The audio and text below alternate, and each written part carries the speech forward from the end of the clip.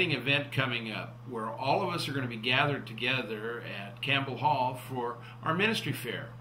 It's a time that we gather and share our ideas and thoughts about everything going on in the world around us and how we can better proclaim the gospel of Jesus and the community of faith to the world. All three of your bishops will be there with you, and we'll be excited to have conversations and find out what's going on in your life.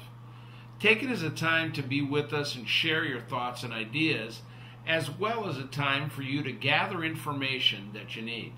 Everything from spiritual direction to figuring out what we do with this digital world in which we live and how we can better serve the people around us.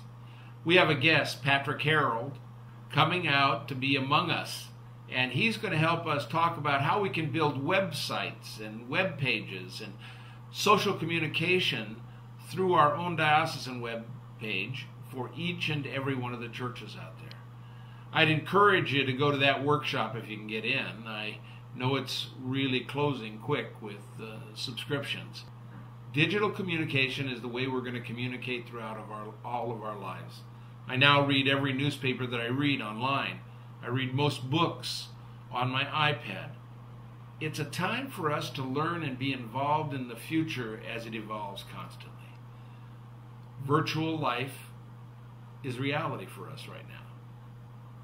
Come join us at the ministry fair so we can work on mission, mercy, and justice. Do you feel called to be on the vestry of your church, or perhaps to be on the Bishop's Advisory Committee? If you do, and if you feel stimulated to take an active role in the leadership of your church, you may find that this workshop meets some needs of finding out what that might be like. It can be very exciting. It can be a part of your spiritual and Christian formation. I have in my hands a vestry resource guide that is published by the Episcopal Church Foundation. The subtitle is Learn, Lead, and Give. Our vestries are very important in the lives of our Episcopal churches. Sometimes you talk about the nitty-gritty, like what the parish bylaws say about such and such and such and such. Sometimes you can even get into the larger issues of canon law for the whole Episcopal Church, or what the role of the parish is with respect to the diocese, and then with respect to the Domestic and Foreign Missionary Society.